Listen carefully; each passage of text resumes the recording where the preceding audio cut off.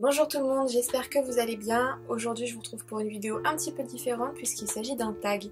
Le principe est simple, j'ai devant moi une liste de questions en rapport bien sûr avec les livres et je vais tâcher d'y répondre le plus honnêtement possible. J'espère que cette vidéo vous permettra d'en apprendre un petit peu plus sur moi, mes habitudes de lecture, mes préférences, tout ça. Le tag s'intitule donc « Tu préfères ?» 3 petits points. Et pour ce tag en particulier, il s'agit donc de choisir entre deux propositions qui me sont faites. C'est parti, on commence tout de suite. Lire des trilogies ou des one-shots? Alors c'est vrai que dans ma bibliothèque j'ai énormément de trilogies voire de sagas qui font parfois plus de 5 livres. J'ai un peu plus de mal avec les one-shots tout simplement parce que à la fin du livre j'ai juste envie que l'histoire elle continue quoi. Même si elle est terminée, j'ai envie qu'elle continue.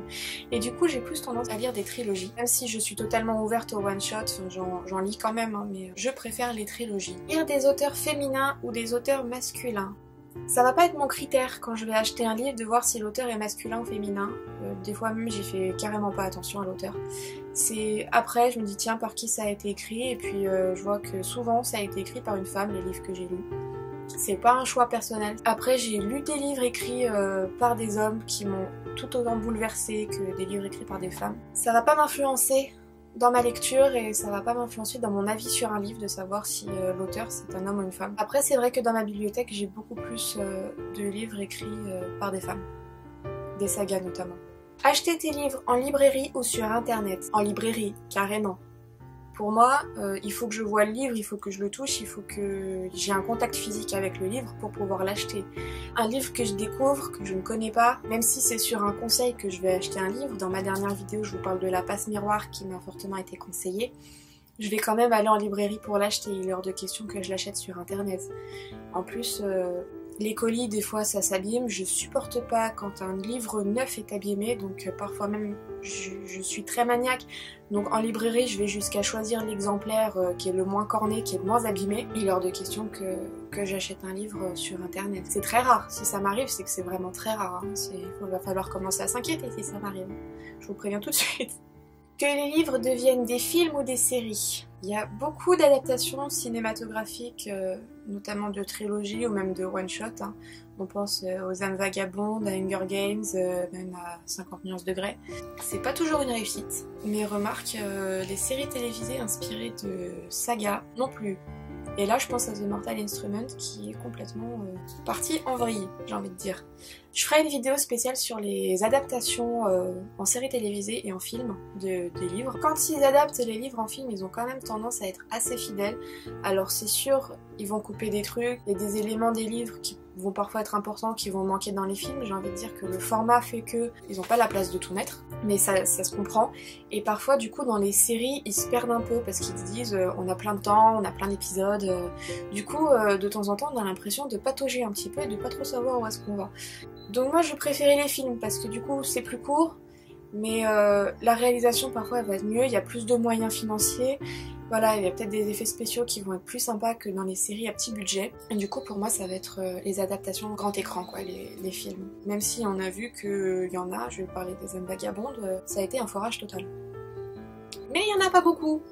Voilà, Hunger Games c'était plutôt pas mal. Lire 5 pages par jour ou 5 livres par semaine?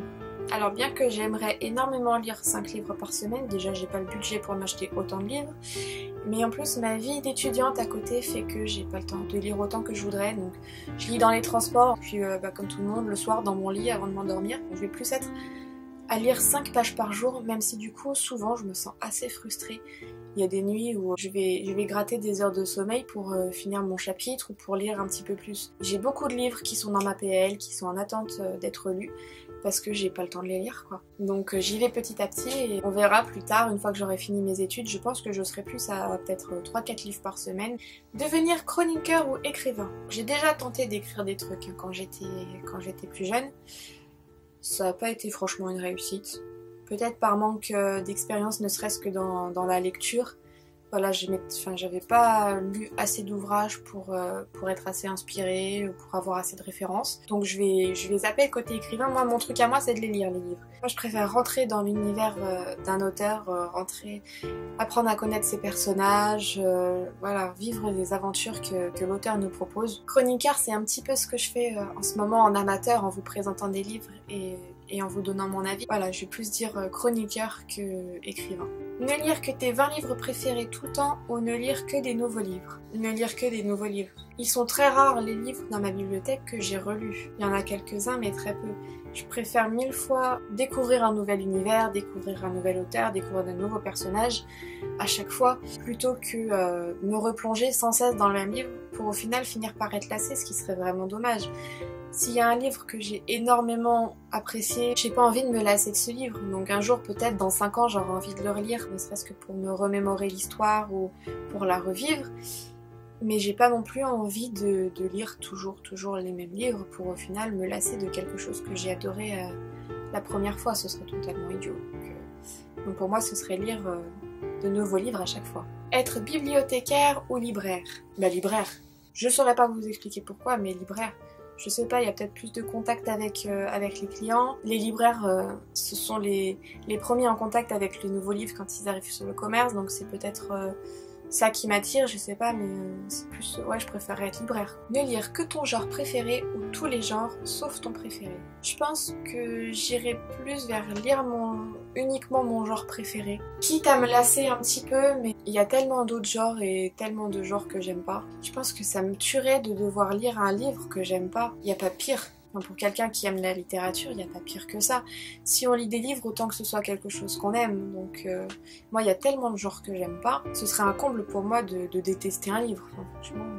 Donc j'irais plus sur ne lire que mon genre préféré, quitte à me lasser un petit peu, je préfère ça. Et dernière question, livre papier ou e-books? Livre papier. J'ai une liseuse dans lesquelles sont enregistrés les grands classiques de la littérature française, anglaise, allemande, j'en ai même dans différentes langues. Ma liseuse, je vais m'en servir rarement et surtout je vais m'en servir que dans les transports si des fois je m'en sers. Ça prend pas de place dans le sac, c'est moins lourd qu'un livre. Mais rien ne vaut le toucher du papier, même l'odeur, moi j'adore l'odeur du livre. Voilà, c'est tout pour ce petit tag. Vous pouvez retrouver dans la barre d'infos les liens vers la vidéo de Reike Books qui a créé le questionnaire en anglais, la vidéo de Akasha qui est la première à l'avoir repris en français, ainsi que la vidéo de Nin qui m'a donné envie de faire le tag à mon tour. Vous pouvez bien sûr répondre à votre tour à ce petit questionnaire dans les commentaires, je serai très curieuse de vous lire. N'oubliez pas de vous abonner et de cliquer sur le petit pouce bleu si la vidéo vous a plu. Je vous mets également en barre d'infos tous les liens vers mes réseaux sociaux et je serai très heureuse de vous y retrouver. En attendant une prochaine vidéo, je vous souhaite de très bonnes lectures. Bonjour tout le monde, j'espère que vous allez bien. Aujourd'hui, j'ai décidé de partager avec vous ma wishlist d'anniversaire puisque dans un peu moins de 10 jours, je fêterai mes 22 ans.